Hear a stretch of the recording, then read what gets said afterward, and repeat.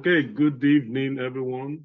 I want to welcome us to this third class of our JELA Leadership Clinic.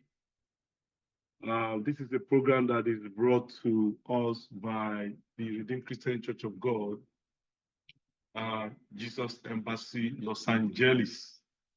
And our theme for this series is Leading Self, Leading Others. We are very excited to have all of you join us for this class, which is going to be focusing on team building. So wherever you are joining us from, whether you are joining us from within California or the United States or overseas, particularly Nigeria, you are welcome. As usual, we want you to please type your name in the chat box, your first and last name, so that we can record your attendance, because we need your attendance to issue certificates at the end of this program when all the classes are completed. If you are more than one person on the Zoom, please type the names of all those that are present. My name is Bola Jibakari, and co-facilitating with me is JELA, who is going to be handling the conversations, the group conversation later. Let us begin. Our Father, we say thank you. We bless and exalt your name. We are grateful for what you have done in the past two classes, and we present today's class into your hands.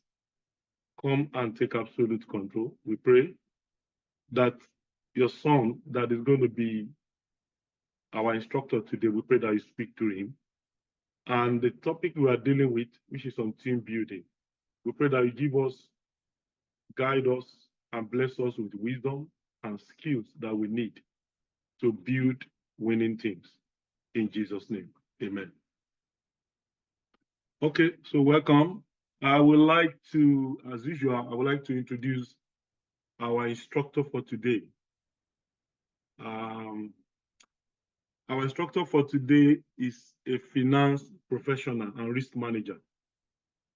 He has over 15 years of work experience with increasing responsibilities in finance, operations, and risk management. He has an MBA from the prestigious Stern School of Business, New York University. He's a certified public accountant, certified internal auditor, and a chartered accountant. Currently, he's a vice president of internal audit and chief risk officer at a global S&P 500 company in the United States.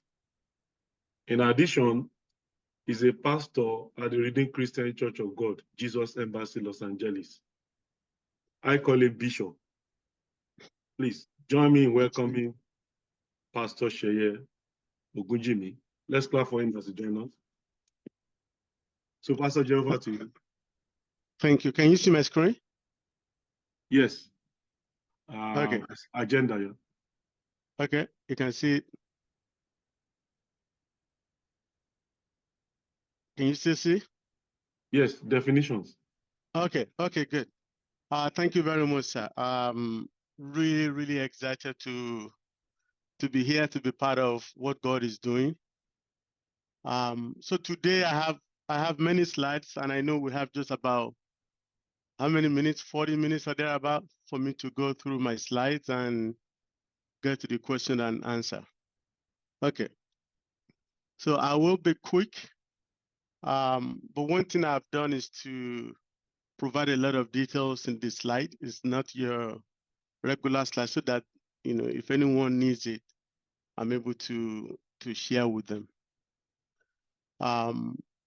Before I get into the details, my philosophy is that no matter how a leader you may be, or how technical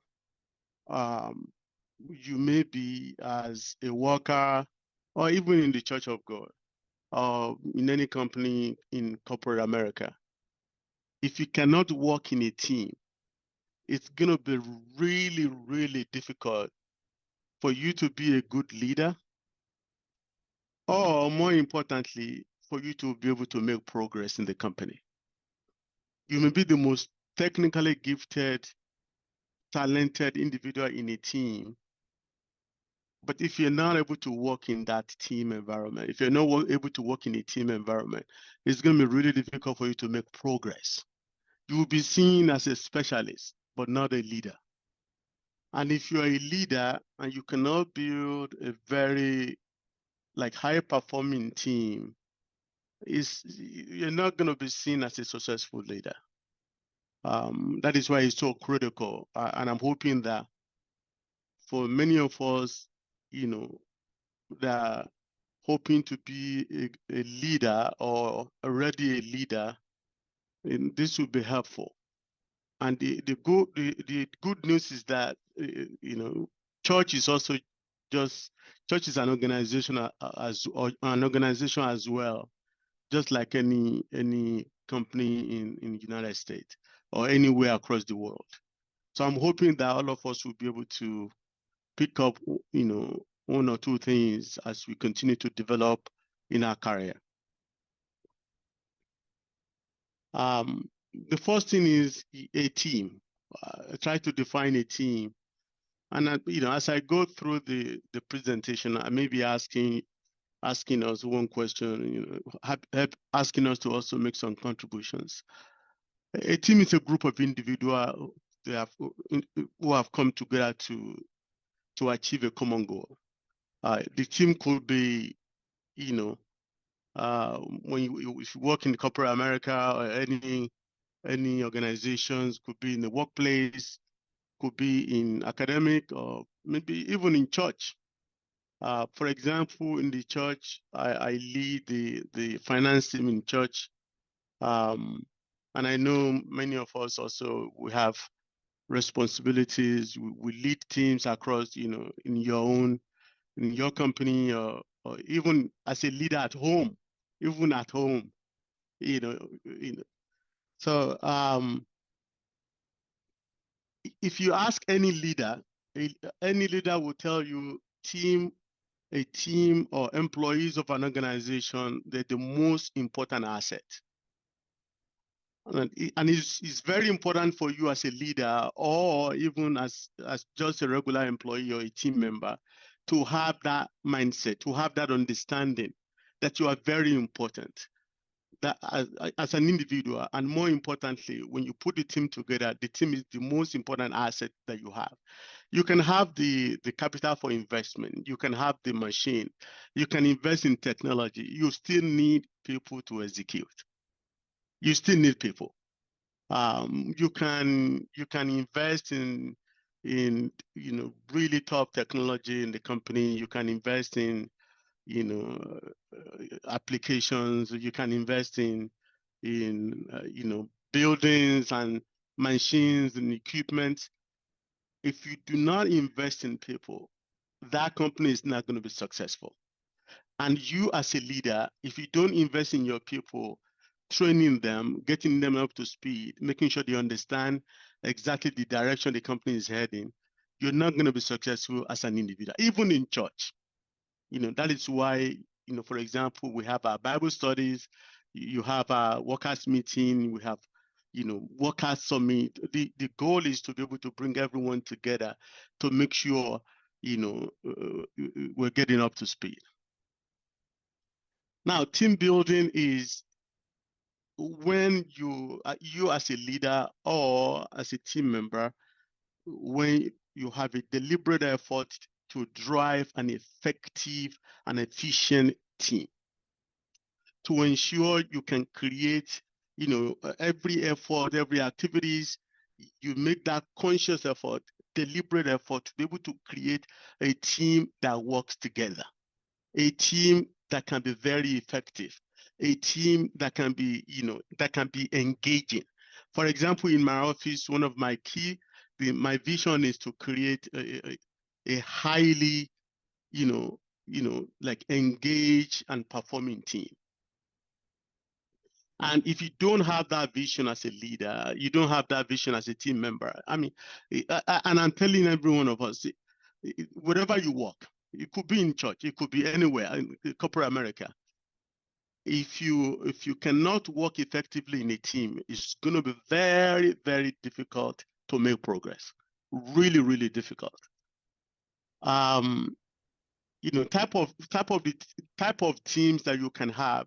A team could be just, functional team. For example, you could have a, finance department, marketing, or in church, you have the ministers, you have the workers, you have the follow-up. Even within the workers, you have the follow-up team, you have the drama team, you have choir, you have usher. Those are called functional team, or cross-functional team. And this is a very, very critical function. Now, a cross-functional team, as a team member, one of the key skill set that you need to develop is your ability to not just be able to work within your own team, but to work across multiple teams, to be able to work together, creating a cross-functional team to collaborate on activities. I manage risk in my organization, and one of the key areas I focus on when I visit our business unit or travel out of the country or go anywhere is to assess how the team is working cross-functionally across the company. Because for you to progress as a leader, you have to learn not just to work in the finance department, but to be able to collaborate with others in multiple departments. For example, in church, you have to learn not just to work in a drama group, but also to be able to collaborate with children department, collaborate with the teenagers, collaborate with the drama group, collaborate with follow-up. You have to be able to do that, right? If you're not able to do that, you're going to be working in silo. And if you're working in silo, it is going to be, again, it's going to be very, very difficult for you as an individual to progress through the organization or to be promoted. They're just going to be seeing you as you can't work in a team environment. And that's a very key competency. They will just say you can't work in a team environment. You could be very, like technically gifted. You have the MBAs, you have PhD. It means nothing if you cannot work cross-functionally. And you could also have a group, just a project team. For example, in our church, we have project teams.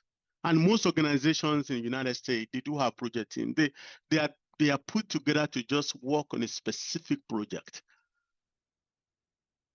Then, nowadays, with the post-COVID, you have a lot of teams just working virtually. And again, the fact that you're working virtually does not necessarily mean you should not demonstrate the ability to work in a team environment. I have, for example, I have team in Europe, I have team in Asia, I have team in North America.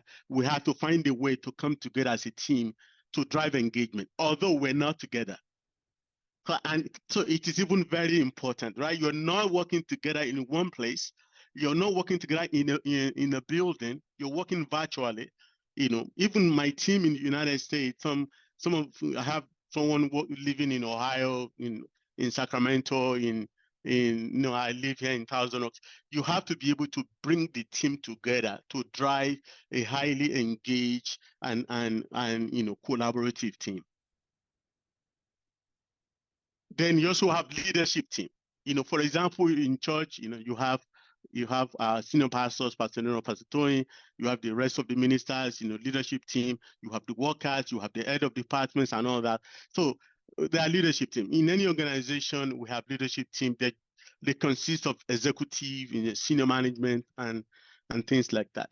Now, the good news is that regardless of where you are in the spectrum, that is why it is extremely important that you are able to communicate with the leadership team, you are able to communicate with your team, you are able to communicate with people, subordinates. Now, this is why this is also very important. They call it manage upward. If you're not able to manage your boss, there's one thing for your boss to manage you. You also have to be able to learn to manage your boss. That is why the leadership team is there, for you to understand, how do I manage my boss? If you're able to do that, then then that is when you begin to demonstrate your leadership skills. That this person can be a leader. I can't wait. If I have something to tell my boss, I can't be waiting for my boss to tell me. If anything happens, I have to make sure I'm proactive. I'm proactive to tell my supervisor that this thing happened, so that he's not going to hear it from somebody else. If he hears this from somebody else, he will be shocked, like, oh, why didn't you tell me this? So that is why we need to learn as we develop our leadership skill or team building skill to be able to manage upward.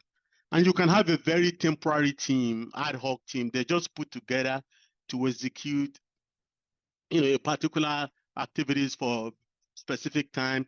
Immediately after that activities, they will be disbanded. Now, as an individual, we need to be able to work in these various teams.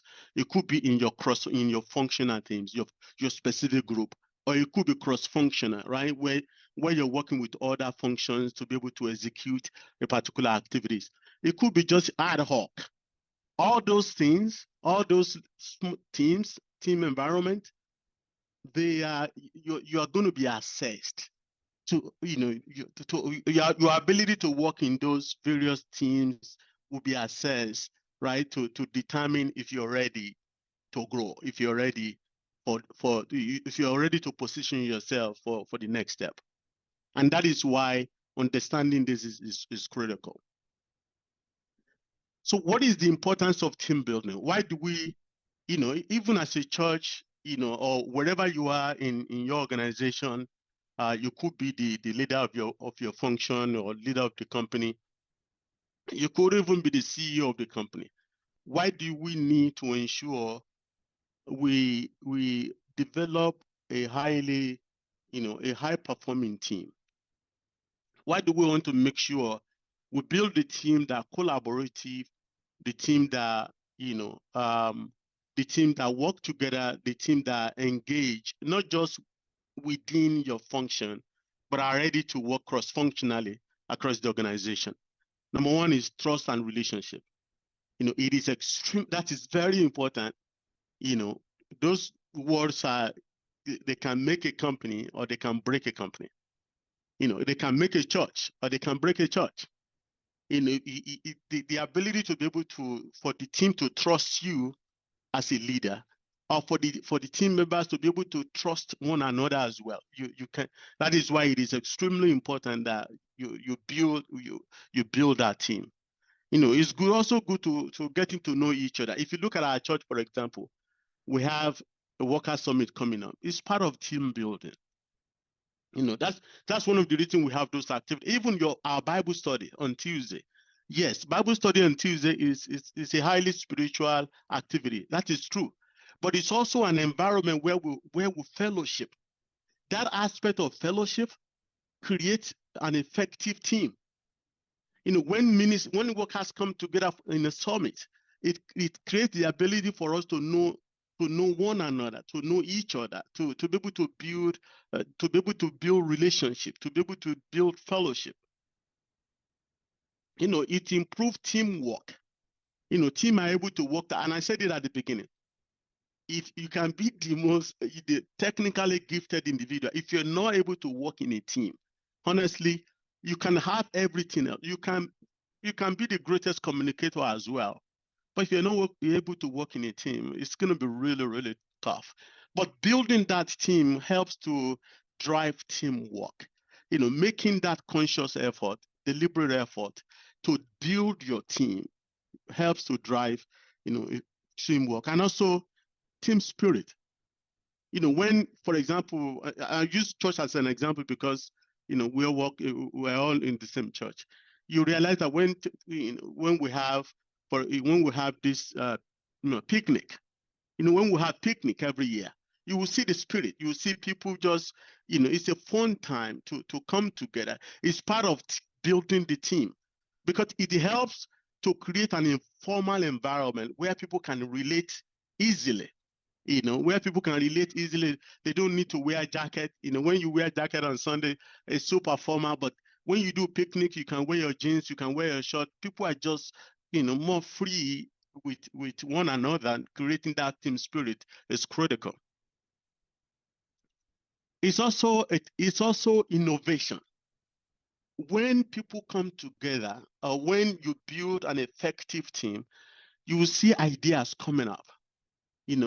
Currently in my office, we're going through what we call, we do it every year, a summit. We come together, we discuss, key areas of improvement in our team. We look at our strengths or weaknesses. We look at threats and opportunities. People, team members, they bring up ideas. When you build an effective team, it helps to drive innovation and creativity.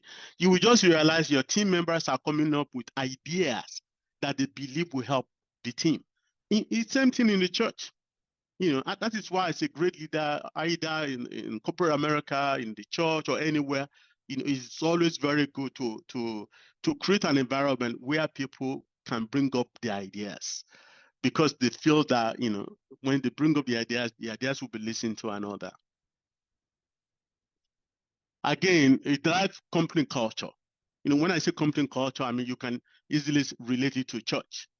It drives company culture. It helps to, just appreciation. For example, as part of our workers summit that is coming up, it's not just going to be workers summit, but we're also going to be able to appreciate people. We're going to give awards. It creates, when you appreciate others, when you appreciate the employees, or you appreciate the workers, or you appreciate the church members, you drive the motivation, right? People feels they are recognized. People feels, the work that they do is being recognized. And by doing that, you're building it's part of the team building effort. You are driving a highly engaged and high performing team. It also enhances collaboration. Collaboration is a very, very critical word. Collaboration, relationship, teamwork, team management. If you cannot collaborate with others,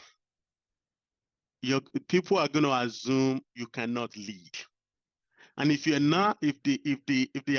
you are assessed at you cannot lead, you can never be a leader.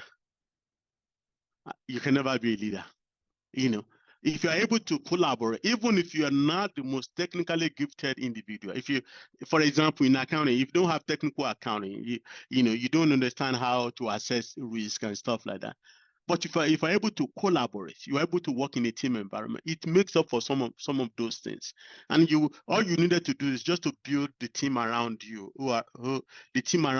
who can compensate for those areas where you have deficiency. It's also improving leadership. You as an individual, if you're able to develop a team, it helps your leadership skill. It helps you to become a leader, and you'll be seen as a leader. If you're able to build that team and they are performing well, everyone feels appreciated. Everyone really wants to work with you. They want to work in your organization. They want to work in your function. They position you very well as a leader as well. And you see yourself just, as you build your team, you're also growing. Then it changed the group dynamic. Nowadays, with everyone working from home, it's really tough. So any opportunity for you to make that conscious effort to develop your team is going to be super, super helpful. That is why team building is very critical. The workplace now, it's a little awkward. You need to find that time to bring your team together. Even as a church, you can imagine we have many people still watching the service from home. That is why, worker summit, picnic, that is why those activities are very important, because it creates an opportunity for the people that watch the service from home. They're able to come to that picnic. They're able to come to worker summit and just collaborate. So that even if people are not coming to church, which is not a good thing, people should be coming to church. But assuming, someone makes up their mind they're going to be watching the service from home, but at least as a leader, you're able to create that environment where people will still collaborate. And the big one, the elephant in the room, is the communication. Communication. Team building helps to drive communication. Sometimes when you say things, people, even as a leader, people may not understand what you say. They may not, they may not be clear. There may be some misunderstanding. They may misconstrue what you just said. But if you build a team, people are super. If you have a very, a high performing team where there is open communication, where there is trust, where there's collaboration, where there's team spirit, people can come to your office and say, hey, Share, can you clarify what you just said? Can you provide additional clarification? But if you have not built your teams, you've not built a very highly engaged and collaborative team, people will just not, they will just say, it's not approachable. That guy is not approachable. We can't come to his office. And you'll be shocked. You'll be surprised. Why are they saying that? You can come to my office, but because you've not taken that, the conscious effort, you've not devoted the time to be able to build your team. So stages of, let me, I know we have questions later on, so I'll just continue to go. Is that okay, sir? Just continue to go, then at the end of the day, we'll take questions. And okay. Yes, so we're going to have a session for conversation now. Okay, I'll just continue to go. So stages of team development, I'll be quick. I'm looking at my time. We have 3 stages. We have the forming, let me just have everything there so that because of time. We have the forming stage. This is the stage where the team is just coming together, they're just coming together, they're getting to know each other. I mean, just like when you get married, you're getting to know your wife, you're getting to although you guys might have dated for 10 years, but when you get married and you're living under the same roof, it's a completely different perspective. But the stages of team development, when you just create a team, it could be when you just join the team. You may just join the team as a team member, or you join the team as the leader of the team. It takes some time for you to get to know your team members very well. It takes some time for you to create that relationship with them. There will be a lot of formalities. You're not sure of what the team purpose is. You're not sure of what the team objectives are. Most of the time, the people are not able to take initiatives because they depend on the leader to provide direction and overall philosophy of the team. People are hoping to establish relationship. They want to establish the sense of belonging. And this time is also very critical, especially if you work in a public accounting or you work in a consulting firm. They call something perception in public accounting or consulting firm or anywhere. They call it perception. Building that perception on day one is critical. If you build a wrong perception, I'm telling you, it may take some time for people to change their mind about you. I will say that again. When you join a team, building that perception is critical. Because if you build a very wrong perception or bad perception, you're going to have to do a hard work for people to change their perception about you. That is why when you join a team, it's a forming time for you. You need to take it easy, get to know the team, get to understand the direction of the team, get to understand the purpose, the objective, the direction of the team. So some of the key challenges is sometimes it will be lack of clarity because you just joined the team, you're not sure of the expectations or you're the leader, or the team is just coming together as fresh. The goals are not very clear, the expectations are not very clear, the roles and responsibilities, ownership and accountability not very clear. Those are the things that we need to understand when you've just formed a team, when you're just developing a company, you're putting a company together, you just done a team, you're becoming a leader. I mean, some of those challenges will be there, but having that understanding is critical so that as you begin to to find your path within the organization. The next stage is the storming. The storming in the storming stage, there will be conflict, there will be disagreement. You're trying to establish your own philosophy. This has happened to me also in the past. When I first joined a team, I have my own philosophy of how I believe the team should work. I have my direction. So people will come. This is the way they used to do things. They used to work just like as a police. I said, no, I don't want police philosophy. I want more of a strategic partner philosophy. I want more of, strategic partner, strategic advisor philosophy. People have on the storming stage is part of the process. It's part of the process. There will be competition. People want to get to know me better. I want to get to know my team better. I'm asking them to do things in a different way than they used to do it. Those are some of the things that you see as your team develops. So some of the key challenges is, there will be a conflict, interpersonal tensions. Your philosophy may be different. You may want to change the direction. Your philosophy may be different from your leader. Your leader may want you to do something in a different way, but your ability to be able to understand this perspective is critical. Your ability to be able to understand these stages, they are very important, so that you can create the right perception, so that you can create your own positioning within the organization. The next one is the norming one, which things are getting normal. You're beginning to resolve conflicts. You're trying to establish direction. You are starting to establish cohesion, policy and procedures. You're trying to establish standard, the communication. Now they understand your philosophy, your leadership path, and things like that. The team is coming together. And this happens everywhere, even in church. Even in church, when if you provide a different direction for your team, as an HOD, you're providing a different direction for your team. We're setting goals and objectives. This past months we set our goals and strategy.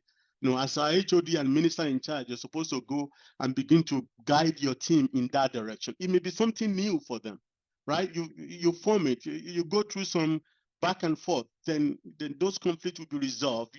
You're developing, cohesion. You're developing consistency, and those are, you need to understand that part as you develop your team.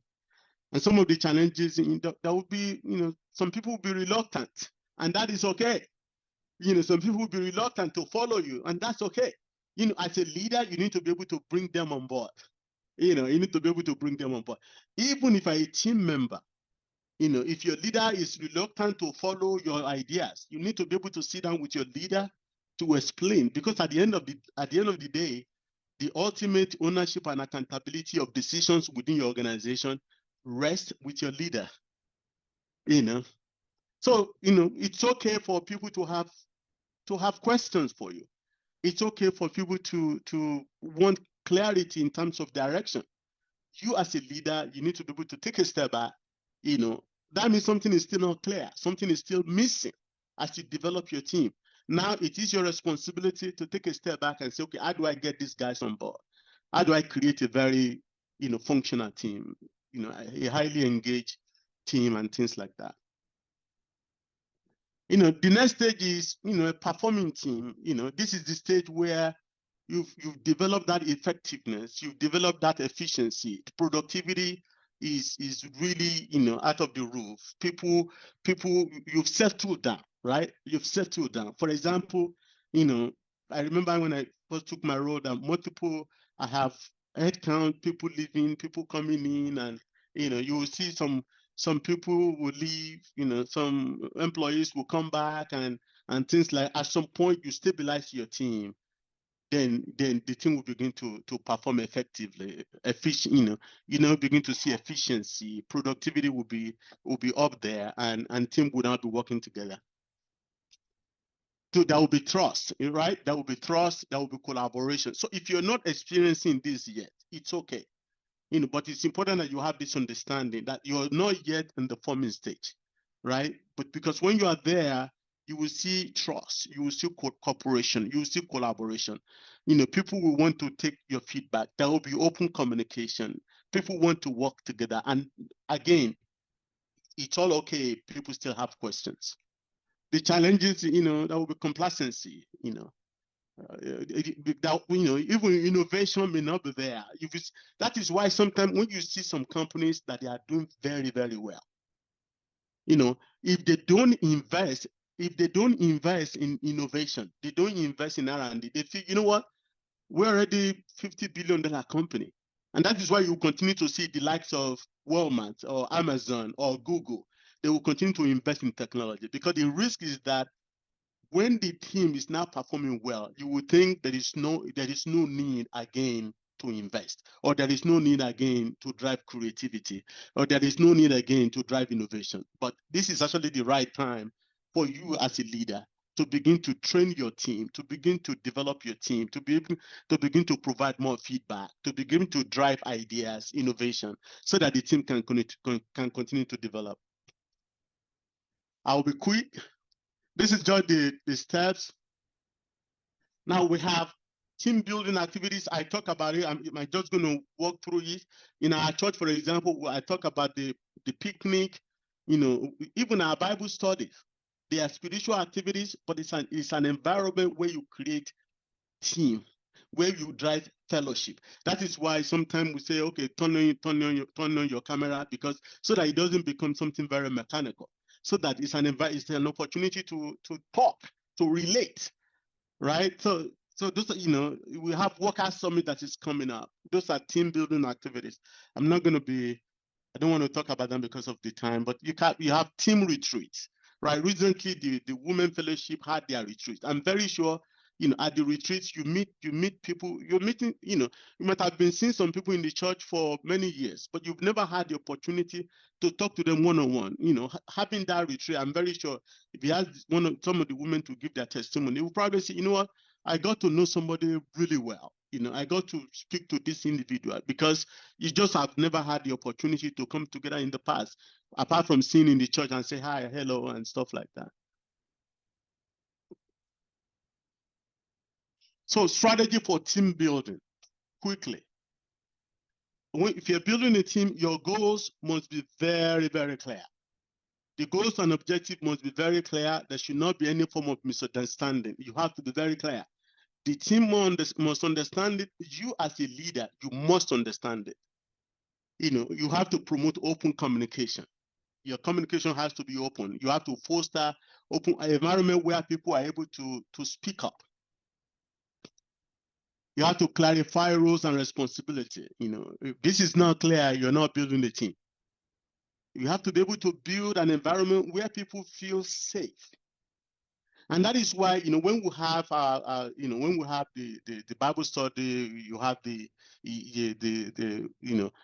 workers meeting and stuff like that. It is very important that people are able to share.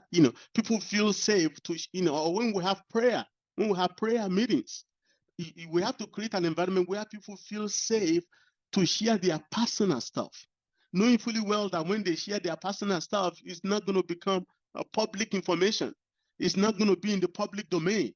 You as a leader or as a team member, you need to create that environment where people feel safe mentally to be able to share their personal information, and it's not going to get in the public domain. You have to encourage collaboration and teamwork. If you're building a team, you have to encourage an environment where people are able to work together, provide feedback. It is always good. The strategy for feedback is not just for you to provide bad feedback. If you have a team member and all you could provide is bad feedback, that person should not be in your organization. You have to find a balance to recognize a team member. So don't just tell them you're doing badly. Find an environment where you're able to tell them what they are doing well. Also find the opportunity to tell them what they need to improve on. But if all you are talking about is just you are bad, you're not creating a team. You're creating a very divisive environment. Now, you also have to empower when you ask, you have to be able to trust your team, that you empower them and you delegate the authority. When you ask them, when they need to be, they also need to feel empowered, that they are able to deliver on the things that you ask them to do. But if you as a leader and your team member feels that they are not empowered, right? You are giving them accountability, but you have not empowered them to be able to deliver. It's a big problem. Or you as a team member, you need to feel empowered, because if somebody is you are holding them accountable without the power or delegated authority to be able to deliver on the requirements, it's a big problem. When you are building your team, you need to be able to resolve conflict quickly. If you identify conflict, resolve it immediately. Find the channel to resolve it. Don't let it linger. You also have to lead by example. If you're asking somebody to do something, you also have to be able to lead. That is very, very critical. You are asking anybody to do something, you have to be ready to do it. You have to be ready to do it. I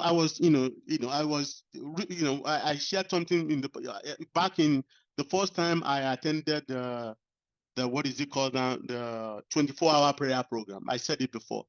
I was that night I was very tired. It was around maybe it was 2 a.m. or there, but I was so tired. I was so tired I was going to sleep. And it was myself and Pastor Tony, really there from morning. A lot of people were coming, they were going, they were coming, they were going. But 2 a.m. I was really tired. And as I was about to put my head down and sleep, I saw Pastor Tony just walking around. I was like, oh my God. And she was about 60 years old at that time. I was like, if she was still walking around as if nothing happened, my legs were aching badly. But she was still walking. I was like, okay, it can never be because her legs were not aching. It had to be because she was just committed. So I just stood up. I was not able to sleep. So the sleep just, disappeared. And I was like, no, if she was able to do it, I had to do it. That was leading by example. If she had gone to sleep, I would probably just sleep also.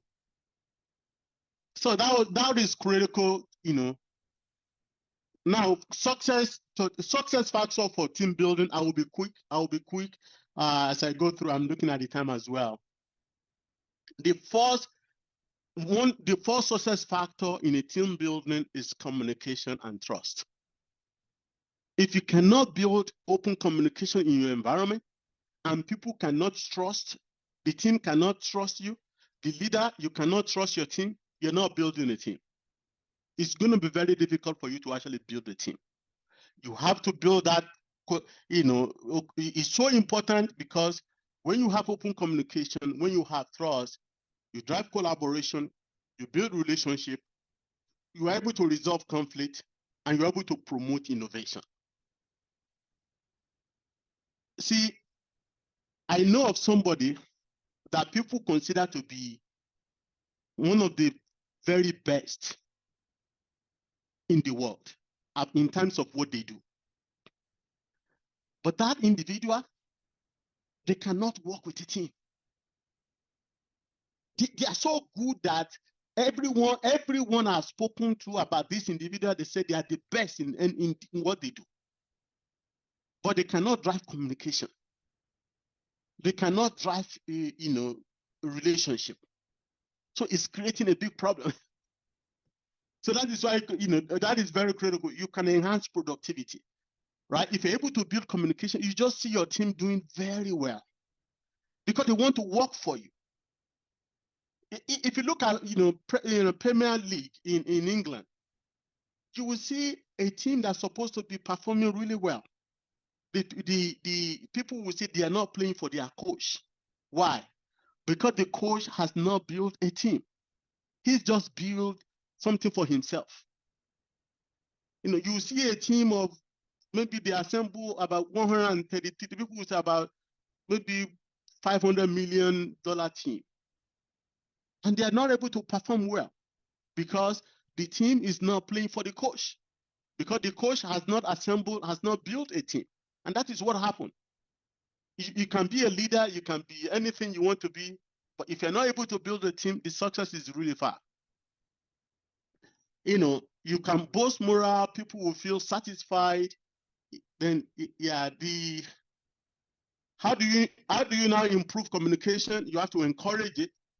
You have to encourage open. I'm moving very fast. I will be able to share the slide at some point so that everyone can see. You have to encourage communication. You have to clarify roles and expectations. You have to build trust. I talk about it. You have to be able to build that trust. You have to be able to promote collaboration. And this is very critical, especially as a leader. You can't lead by divide and rule. You cannot. You cannot, if you lead by divide and rule, you're not going to be able to create a team. The productivity is not going to be there. The morale is not going to be there. And you are not going to be a successful leader. You are not. If you lead by divide and rule, you are not going to be able to do that. Then develop empathy, understand people, have feeling for people, understand where they are coming from. Don't be an authoritarian leader. Hear from people, understand their feelings, know what they are going through, especially in this remote work environment. Understand what people are going through. Have that empathy. Be mindful of your body language. Be mindful of what to say. Be mindful of your face, of your reaction. It is very critical. I mentioned it before, address conflict and also provide training. For example, the workers summit, our workers meeting, people may not know, it's a training ground now for our HODs. You will see that most of the HODs are now making they are the one leading the workers meeting. It's an environment for them to be able to study. It's an environment for them to be able to present. You know, if I tell you the truth, when the first time I used computer when I moved to the United States was in our church in Philadelphia. I'm telling you, because I volunteered to work in the accounting. So I started teaching myself how to use QuickBooks. The QuickBooks that I use today and very efficient, I learned it in the church. You know, I learned in the church. I mentioned it before, you lead by example. The second thing is, sorry, I know my time is fast, man, I'm sorry. Why do we need to resolve conflict? Relationship, preserve relationship, improve communication, build trust. It's still, you will see everything still revolving around communication, build trust, personal growth, maintain productivity. So how do you resolve conflict? You can prevent conflict, right? It is possible, you can prevent, you may not be able to prevent conflict 100%, but you can prevent it. You know, when you establish clear expectations. If you don't have clear expectations and you want people to perform to expectation that is not documented, expectation that is not clear, expectation that is not written down. That is why most of the time when you have expectations, make sure they are documented, make sure they are written down, make sure they are communicated.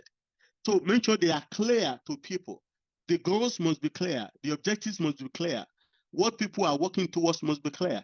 That is why at the beginning of this year as a church, we asked each HOD to come up with their strategic goals and objectives so that they know exactly what they are working towards. So that you can ask them for report. But if those expectations, those goals are not documented, they are not established, what are you going to measure them against? And you set ground rules, you clarify goals. Or you can also resolve the conflict. Make sure when conflict arises, make sure you resolve it quickly. Address it timely.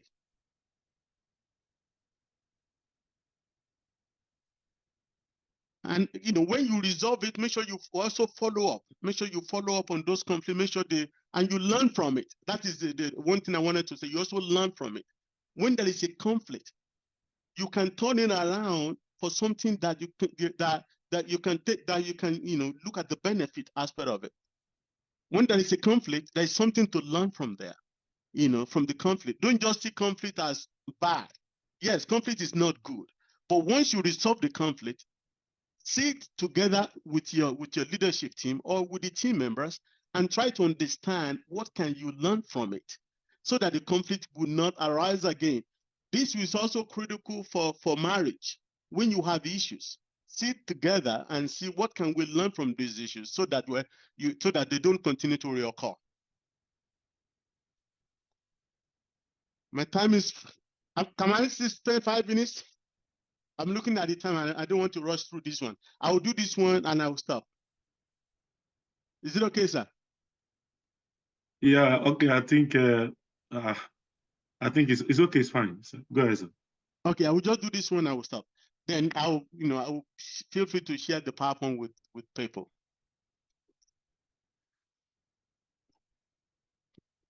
I will go. So leadership in team building. I want to mention this because I know by the grace of God, all of us, God is positioning us for leadership.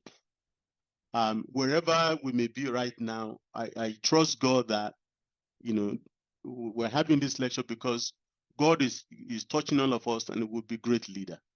But it's also critical for us to understand what leadership is all about when it comes to team building. As a leader, you play a very critical role in team building. You have to set the tone. You set the direction the team will have to go. Your philosophy must be very clear. Your philosophy as a leader must be super clear.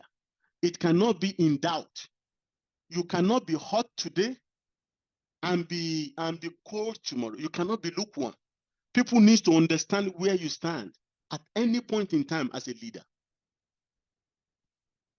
And your vision must be clearly articulated. And that is why it is extremely important that we are writing things down instead of just saying it. It must be clearly articulated. You must create that environment where people feel safe. People must feel they are being supported. While you are asking your team to do A, B, C, D, E, F, you need to have feeling so that they understand. They have the feeling that, my boss here understands me. He or she is supporting me. They need to have that understanding. If they don't have that understanding, that's going to be really, really tough for you to be able to build a high-performing team. If the team feels all you are telling them to do is do this, do that, you don't have feeling for their work-life balance. You don't have feelings for what they go through in their own personal life. It's going to be really, really trust. They will not trust you. You will not be able to build a relationship. They will not be very productive. The whole team is going to be all over the place.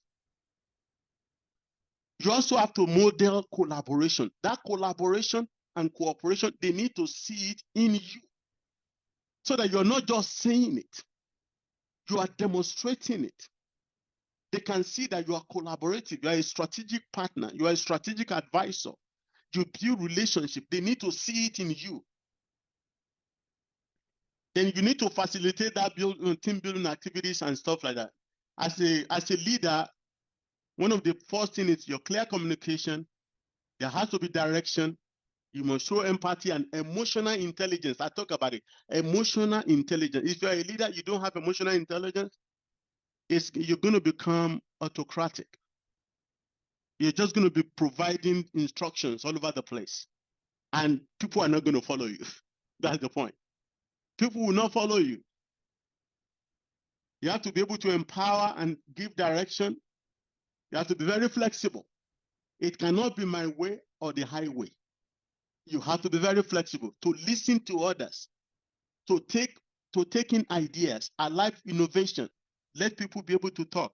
And you also have to be able to be accountable and demonstrate integrity. I'm going to stop there, and hopefully I'll be able to send the PowerPoint and maybe complete it some other times. Oh, thank you very much. Please let's clap for Pastor. Thank you very much.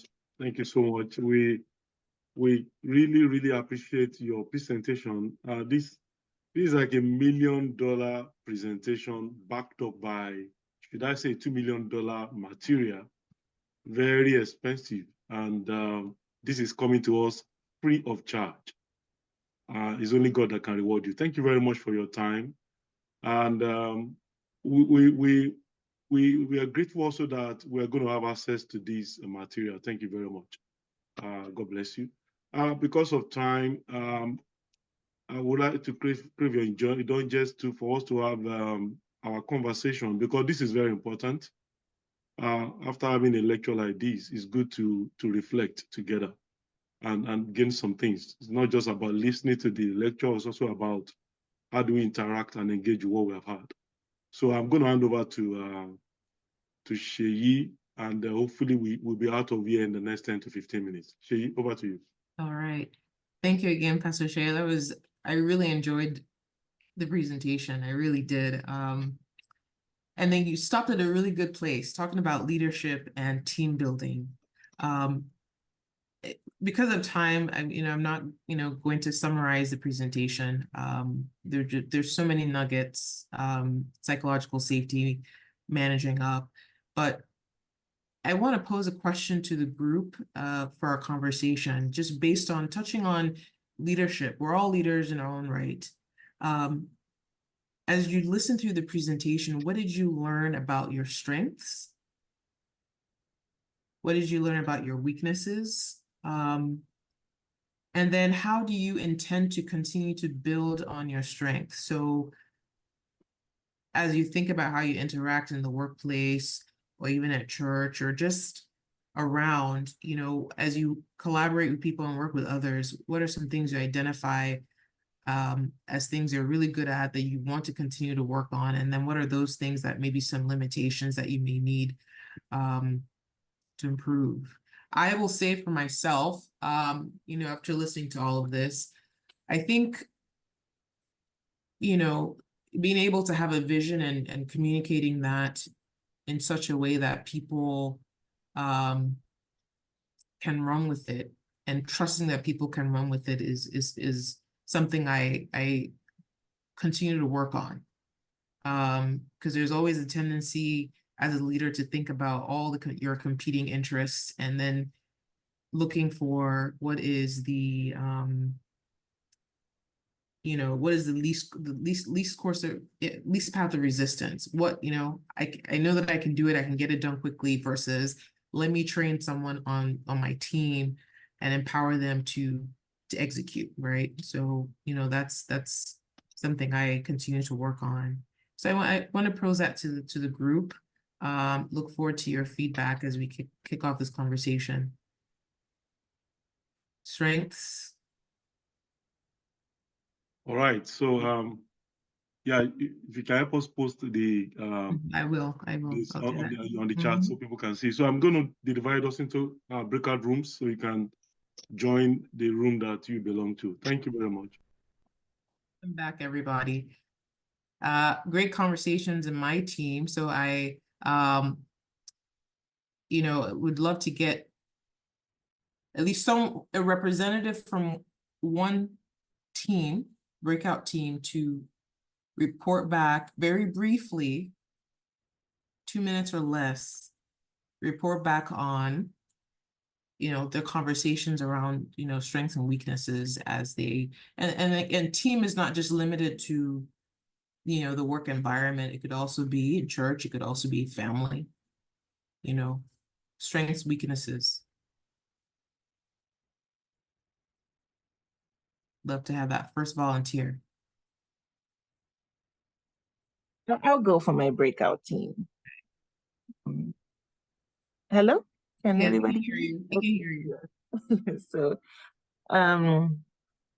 this is Omolola. So my breakout team, we had a brother Noah and Auntie Biala. So, but I think brother Noah was at work, so he couldn't really talk much. I couldn't really speak. So for ours, I know for Auntie Biala, she had mentioned how for her at work, it's a situation of, in terms of weakness when it comes to team building, it's her continuously learning to not take it personal. Whatever is done may not necessarily be personal. It may not be an attack on her abilities or efforts. So, and then she's also learning to, try to be able to address whatever conflict or matters, there might be, as it arises. And for her strength, she talked about, just being able to, work with people regardless, just still being able to make herself available, right? And hoping that it can be reciprocated. And for me on my end, I shared about how for me the weakness, which I continuously make conscious efforts to be better at, is try not to assume the worst, right? So like, let's say at work, I'm just going to give work as an example. Someone looking at me wrongly or weirdly, I don't necessarily have to assume that it has to do with me. It could just be that they're having a bad day and their face just caught mine and they're just not looking right. So just again, not wanting to assume the worst, like, okay, maybe my work is not highly regarded or is not being looked at or considered. And then I talked about my strength being just the ability to just communicate. It's one of my biggest abilities, and I'm thankful to God for it. Like at work, so I'm the kind of person that wears my heart on my sleeve. So what you see on my face is what you get. If I'm happy, my coworkers, everybody, even my supervisor, she told me one time, she was like, yeah, I can feel your energy when you're you're not there. So I've coworkers that they would give me space, they see me step into the office, they're like, okay, Malola's not having a good time today. So, and when I do, everyone feels it, everyone around is happy. So for me, that ability to just want to address, when I need to address something, I call the person and said, hey, do you have a minute? Let's talk. And just seeing how that changes things and turns things around. Now I cannot anticipate that the person would take it lightly and, kindly, but at least I've done my piece and I can rest well. So, yeah. All right. Thank you so much. Another person. How many breakout teams were there, by the way? We had 5. Ooh. We'll take one more. I want to be I'm aware of people's time. It's all been great, but definitely want to be respectful of time. One more volunteer.